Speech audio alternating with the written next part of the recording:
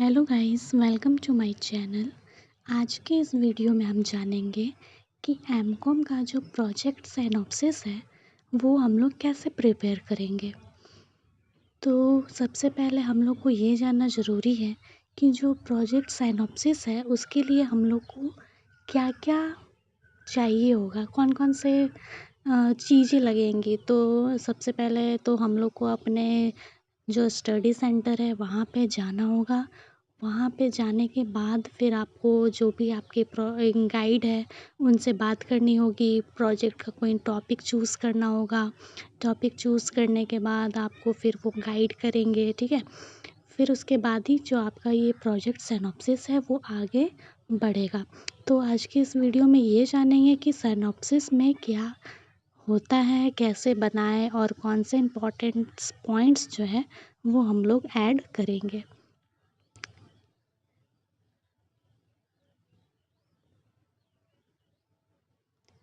तो सबसे पहले स्टेप है हम लोग का इंट्रोडक्शन, ठीक है। सबसे पहले इंट्रोडक्शन सेक्शन लिखना होता है जिसमें आप अपने टॉपिक का ब्रीफ बैकग्राउंड देंगे, ठीक है। मतलब ये तो आपके अंदर का हो गया, लेकिन उसके पहले भी और भी काफ़ी चीज़ें लगती है, जैसे कि फ्रंट पेज हो गया या टेबल ऑफ कंटेंट हो गया, उसके बाद एनेक्चर 1 हो गया, फिर से बायोडाटा लगेगा गाइड का, ठीक है। तो ये सारी चीज़ें उसके बाद फिर जो टॉपिक स्टार्ट होगा वो होगा इंट्रोडक्शन। तो सबसे पहले इंट्रोडक्शन सेक्शन में लिखना होता है जिसमें आप अपने टॉपिक का ब्रीफ बैकग्राउंड देंगे।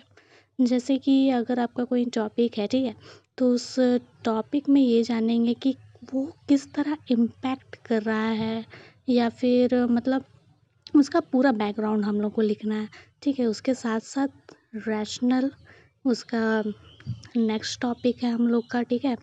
यहाँ पे आप लिखेंगे कि आपने जो है ये टॉपिक क्यों चूज़ किया, ठीक है, मतलब क्या रीज़न्स है, ठीक है। उस बेसिस पे आप ये रैशनल लिखेंगे। और ये जो इंट्रोडक्शन हो गया, रैशनल हो गया, ये सब बेसिकली आपका 1-2 पेज में हो जाएगा, ठीक है, क्योंकि ये तो साइनॉप्सिस है तो 1-2 पेज ही सही है, मतलब ये 2 टॉपिक के लिए। और फिर उसके बाद आते हैं लिटरेचर रिव्यू, ठीक है। लिटरेचर रिव्यू में आपको ये डालना होगा कि इस सेक्शंस में आप एग्जिस्टिंग रिसर्च का रेफरेंस देंगे जो आपके टॉपिक से रिलेटेड है। पहले से हुई स्टडीज़ का मेंशन करें जो आपके रिसर्च को सपोर्ट करती है, ठीक है। मतलब जैसे कि अगर आप प्राइमरी डाटा यूज़ कर रहे हैं तो वो भी आप ऐड कर सकते हैं। अगर आप सेकेंडरी किसी का यूज़ कर रहे हैं तो वो भी आपको रेफरेंस आपको देना होगा। उसके बाद आगे बात करते हैं हम लोग ऑब्जेक्टिव्स की, ठीक है। यहाँ आप लिखेंगे कि आपकी रिसर्च का गोल क्या है, ठीक है। मतलब आपका जो भी टॉपिक्स है उस पे आपको ये ऐड करना है कि इस टॉपिक को आपने जो चूज़ किया है इसका रीज़न तो आपने दे दिया भाई, कि हाँ भाई इस रीज़न से मैंने चूज़ किया है। फिर आप ये इस टॉपिक का उद्देश्य क्या है, ऑब्जेक्टिव्स क्या क्या है, ठीक है, गोल क्या है इस रिसर्च का, वो आपको बताना होगा। फिर से उसके बाद नेक्स्ट आ जाते हैं टॉपिक पे रिसर्च मैथोलॉजी। रिसर्च मैथोलॉजी में आपको उसके अंदर 3-4 पॉइंट्स ऐड करने हैं, जिसमें एक आता है research design, data source, sampling method, tools and techniques, ठीक है। रिसर्च डिज़ाइन में आप ये ऐड करेंगे कि आप क्वालिटेटिव या क्वांटिटेटिव मेथड यूज़ कर रहे हैं। और डाटा सोर्स में आपको ये डालना है कि आप प्राइमरी डाटा यूज़ कर रहे हैं या सेकेंडरी है। प्राइमरी मतलब कि आपने खुद से कोई सर्वे किया है, कोई इंटरव्यू लिया है। और सेकेंडरी मतलब पहले से जो मौजूद है हम लोग के पास, जैसे बुक्स हो गए, आर्टिकल्स हो गए, ठीक है। और सैम्पलिंग मेथड, उसके बाद आप किन लोगों से डाटा कलेक्ट करेंगे, सैम्पलिंग मेथड के अंदर आएगा, ठीक है।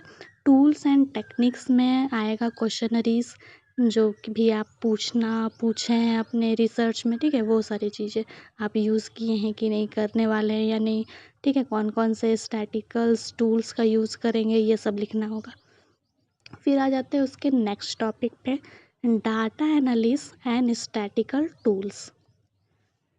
डाटा कलेक्ट होने के बाद उसको कैसे एनालाइज करेंगे, ठीक है, मतलब कि आप कोई ग्राफ वगैरह यूज़ कर रहे हैं, ठीक है, कोई चार्ट वगैरह यूज़ कर रहा है, एक्सेल का यूज़ कर रहा है, मतलब क्या यूज़ कर रहा है, ठीक है, तो वो सब लिखना होगा। फिर उसके बाद नेक्स्ट आ जाते हैं इम्प्लीकेशन एंड लिमिटेशंस में क्या क्या लिखना है। तो इम्प्लीकेशन में आप लिखेंगे कि आपके इस रिसर्च से क्या इम्पैक्ट होने वाला है, मतलब क्या इम्पैक्ट होगा, ठीक है। लिमिटेशंस में आप ये लिखेंगे कि आपके स्टडीज़ की बाउंड्रीज़ क्या है, ठीक है, मतलब जैसे कि ये किस एरिया में लिमिटेड है, मतलब इतने लोगों में लिमिटेड है। मैंने जो रिसर्च किया है वो 200 टू 250 पीपल के लोगों का रिसर्च किया, मतलब इतने एरिया में रिसर्च किया, ठीक है, ये सारे लिमिटेशंस है, ठीक है। और तो ये आपका एंड हो गया। ये सब बेसिकली ज़्यादा पेजेस का तो नहीं रहता है सिनॉप्सिस, आप चाहे तो 11 to 14 पेज में एडजस्ट कर सकते हैं। लेकिन जो आपका फाइनल प्रोजेक्ट बनेगा वो 60 एबव पेज होना चाहिए, लेकिन सिनॉप्सिस के लिए ये ज़रूरी नहीं है। और बाकी आपने गाइडलाइंस अगर अच्छे से पढ़ी होगी तो आपको बहुत अच्छे से समझ आ जाएगा कि आपको अपना जो सिनॉप्सिस है वो कैसे प्रिपेयर करना है। सबमिशन के बारे में तो हम आपको बता ही चुके हैं कि मतलब एनेक्चर 1 जो है वो फिल करवाना होता है अपने गाइड से, ठीक है। बायोडाटा भी है, वो आपके गाइड ही आपको देंगे। और फिर उसके बाद ये जो सबमिट होगा सिनॉप्सिस, वो आपके रीजनल सेंटर में सबमिट होता है, या तो ऑनलाइन या फिर ऑफलाइन, जैसे आप चाहे वैसे कर सकते हैं। तो इन स्टेप्स को फॉलो करके आप ये समझ सकते हैं कि मतलब जो प्रोजेक्ट सिनॉप्सिस है वो कैसे प्रिपेयर करना है, मतलब वो जो टॉपिक्स जो हम लोग को दिए गए हैं उस टॉपिक्स में क्या क्या हम लोग को लिखना है। तो अगर वीडियो अच्छा लगा हो तो please like share and subscribe ज़रूर कर दें। Thank you.